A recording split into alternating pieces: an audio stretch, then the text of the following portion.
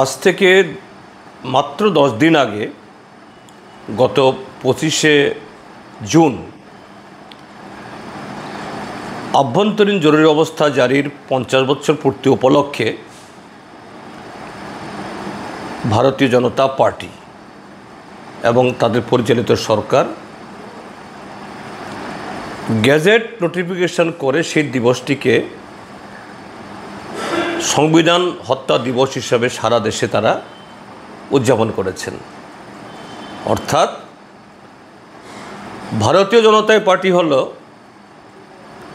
যে ভারতীয় গণতন্ত্রের সবচেয়ে শক্তিশালী, উজ্জ্বল বা একনিষ্ঠ রক্ষক বা ভক্ত হিসাবে। কিন্তু সেই দল পরিচালিত সরকার এবং সেই দল ত্রিপুরাজ্যে প্রতিদিন সংবিধানকে হত্যা করছে, ক্ষতবিক্ষত করছে, জনগণের সাংবিধানিক অধিকার কেড়ে নিচ্ছে। আজকে তারই একটি নগ্নতম ঘটনা ঘটে গেল। আজকে সকালের দিকে বনমালীপুর কেন্দ্র থেকে নির্বাচিত বিধায়ক কংগ্রেস দলের, যিনি বর্তমান ত্রিপুরা বিধানসভার অন্যতম একজন প্রবীণ বিধায়ক, বহুবার নির্বাচিত হয়ে সেই কেন্দ্র থেকে প্রতিনিধিত্ব করেছেন,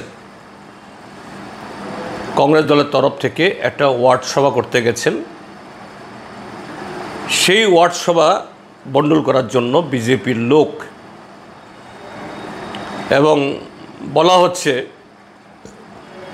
বিজেপির বর্তমান রাজ্য সভাপতি, রাজ্যসভার সাংসদ রাজীব ভট্টাচার্য মহোদয়ের অনুচররা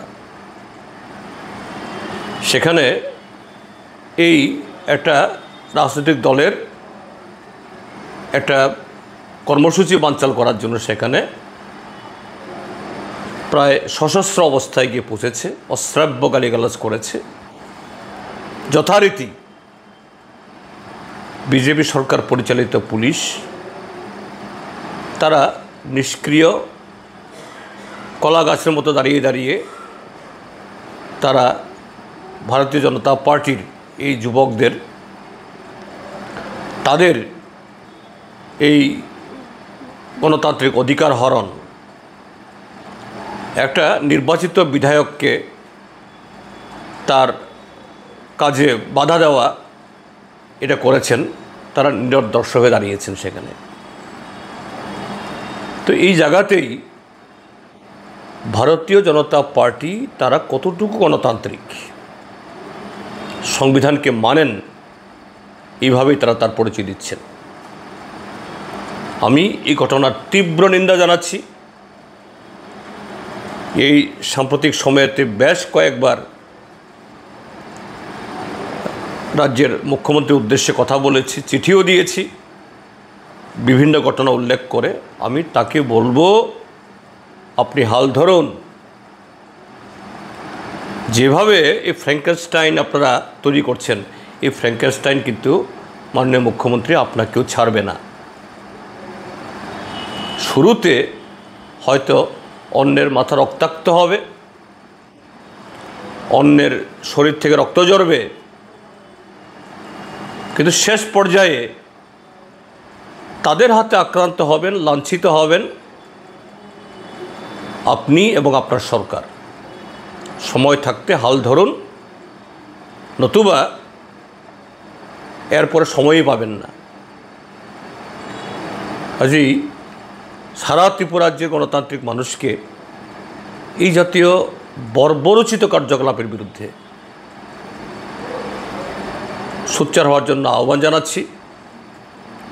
আমি মাননীয় গোপাল রায় মহোদয়ের সাথে কথা বলেছি, তাকে বলেছি আপনার সাথে আমাদের দল ভিন্ন হতে পারে, কিন্তু গণতন্ত্র সুরক্ষায়, নাগরিকের অধিকার এটাকে অটুট রাখার ক্ষেত্রেতে আমাদের সমস্যার কথা বলতে হবে। ভোট যখন আসবে তখন কে কোন দিকে ভোট দেবে, কি হবে, এটা অন্য বিষয়, কিন্তু গণতন্ত্র না থাকলে সে ভোটের মাহাত্ম্য কী থাকবে? ভারতীয় জনতা পার্টির হাতে আজকে গণতন্ত্র বিপন্ন। এ রাজ্যকে তারা একটা ল্যাবরেটরিতে পরিণত করেছে গণতন্ত্র হত্যার নানা ধরনের পরীক্ষা নিরীক্ষা করে। এটাকে যে কোনো মূল্যে রুখতে হবে, রুখতেই হবে। এই হলো ব্যক্তিগতভাবে আমার এবং আমাদের পার্টির অভিমত এই ঘটনার ক্ষেত্রে।